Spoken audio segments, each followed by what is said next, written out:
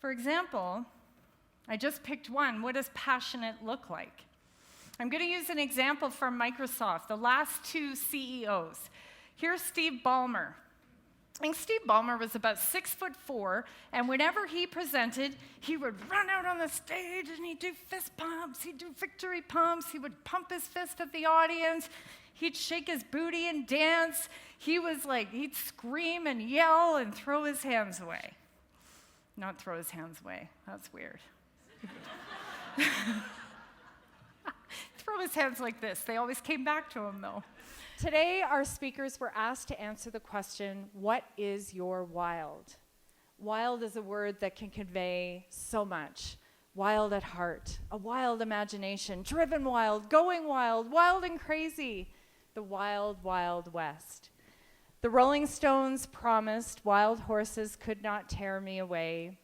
The Trogs sang praise for Wild Thing. Anybody gonna sing with me? You make my heart sing. Good job. And Lou Reed invited all of us to take a walk on the wild side. But what is the wild side? And if today is going to be a little bit wild, what does that mean? Well, I decided to look at the dictionaries and look up the word wild. The Webster's Dictionary defines wild as unrestrained and uncontrolled, especially in the pursuit of pleasure. Well, you are definitely unrestrained today. You're not at work, you're not at home, you've escaped your daily routine, and you have no idea what pleasures you will witness on the stage today. But Webster's also says that wild is living and growing in a natural environment. Well, you're out in Canmore, you're not only out in the natural environment, we brought the natural environment into you. And I have no idea you're going to hear ideas today that will inspire you to grow a little. So maybe that's our version of wild. But if you're like me and you have a teenager at home, you probably have heard of the Urban Dictionary. Now, the Urban Dictionary can be a little edgy, but to be honest, it's the only one you need when your teenager has spoken to you. Actually, who am I kidding? They've texted you, and you have no idea what they've just said. And I actually like the Urban Dictionary's definition of wild: an unrelenting amount of cool, badass, as in, dude, that party last night was wild. So today you're going to hear the word wild stretched in a number of different directions, from your kids to nature to addiction, even to the smartphones in your pocket. And I believe at the end of the day, you're going to question, what is your wild? Is it unrestrained and uncontrolled? Is it living and growing in a natural environment?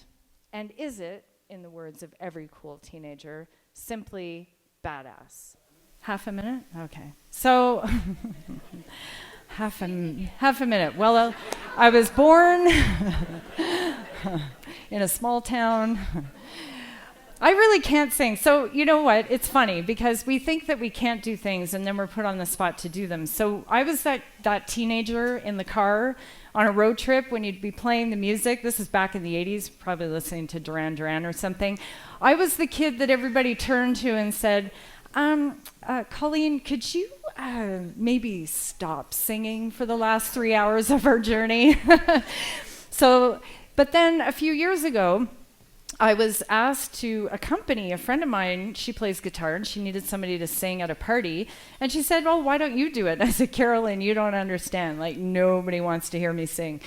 But we worked on it, and she coached me, and I got up in front of this room of people, and I actually sang Son of a Preacher Man, and I'll tell you what, I don't think I sounded bad. I'm not going to... So that was a wild and crazy moment. It helped that I had a big pink wig on and a costume, and I didn't feel like anybody could really tell who I was. But sometimes we do tell ourselves that we can't do something, and if you let yourself go a little bit wild and try it out, then hey, it works out for you. I want to give you a bit of a visual for this. It comes from a book I read called Improv for Storytellers by Keith Johnston. Keith Johnston founded the Loose Moose Improv Theatre in Calgary, Canada. He brought storytelling into improvisational theatre. And in Johnston's view, the perfect story is a snake eating its tail. Here's a tip. Always tell your audience what you're drawing as you're drawing it, and then they think you're really good at it.